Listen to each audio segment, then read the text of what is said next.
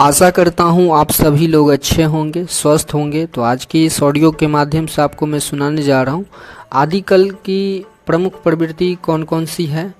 धार्मिक साहित्य की रचना, रासो साहित्य की रचना, छपई, तोटक, तोमर, उड़ील और पदगाड़िया के साथ साथ दोहा और चौपाई का भी भरपूर प्रयोग, या फिर आपका आश्रयदाताओं की वीरता का वास्तविक वर्णन। तो इसका जो सही आंसर हो जाएगा आपका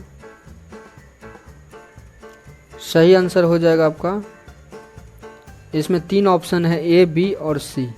तो धार्मिक साहित्य की रचना भी हो जाएगा, रासो साहित्य की रचना, और तीसरा छपई, तोटक, तोमर, उड़ील और पदगाड़िया के साथ साथ दोहा और चौपाई का भी भरपूर प्रयोग। आदिकाल की प्रमुख प्रवृत्ति यही सब है। तो आज की इस ऑडियो के माध्यम से आपको हिंदी का मोस्ट इम्पोर्टेंट क्वेश्चन बताने जा रहा हूं, जो आपका सीटेट के लिए बहुत ही अच्छा क्वेश्चन है। तो आइए शुरुआत करता हूं अगला क्वेश्चन से। Doctor AG. ग्रिशर्न द्वारा रचित हिंदी साहित्य का इतिहास the modern vernacular literature of Hindustan से संबंधित संगत कथन है। इसकी रचना 1888 ईस्वी में हुई। इसकी रचना मूलतः अंग्रेजी भाषा में हुई, या इसमें हिंदी और उर्दू के 738 कवियों का वर्णन अंग्रेजी वर्ण क्रमानुसार दिया गया है, या फिर इसका हिंदी अनुवाद किशोरी लाल गुप्त ने 1957 ईस्वी में किया था। तो इसका सही आंसर हो जाएगा ए, बी और डी। अर्थात इसकी रचना 1888 ईस्वी में हुई, इसकी रचना मूलतः अंग्रेजी भाषा में हुई, और डी ऑप्शन हो गया, इसका हिंदी अनुवाद किशोरी लाल गुप्त ने 1957 ईस्वी में किया था।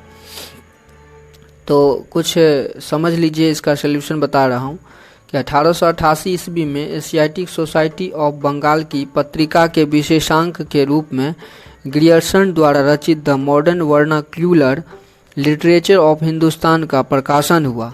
यह सच्चे अर्थों में हिंदी साहित्य का पहला इतिहास ग्रंथ माना जाता है। इसमें 952 कवियों को शामिल किया गया है। डॉक्टर किशोरी लाल गुप्त ने हिंदी साहित्य का प्रथम इतिहास शीर्षक से हिंदी अनुवाद किया, जिसका प्रकाशन 1957 में हुआ। गिरसन ने कवियों और लेखकों का कालक्रमानुसार वर्गीकरण तथा उनकी प्रवृत्तियों को स्पष्ट किया है। इस ग्रंथ को विभिन्न कालखंडों में विभक्त किया गया है तथा प्रत्येक अध्याय काल विशेष का सूचक है।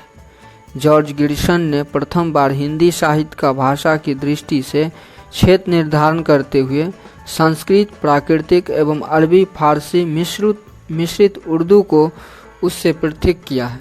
हिंदी साहित्य के विकास क्रम का निर्धारण चरण काव्य, धार्मिक काव्य, प्रेम काव्य, दरबारी काव्य के रूप में किया गया। 16वीं से 17वीं शताब्दी के युग अर्थात भक्ति काल को हिंदी काव्य का स्वर्ण युग मानना ग्रिशर्न की महत्वपूर्ण उपलब्धियां हैं। दोस्तों, दूसरा क्वेश्चन हुआ, और तीसरा क्वेश्चन जो है यह आपका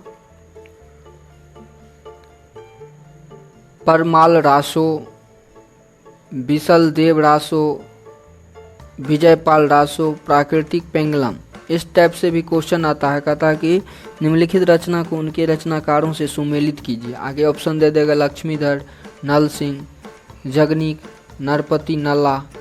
तो इस तरीका से भी क्वेश्चन रहता है मिलान करने वाला।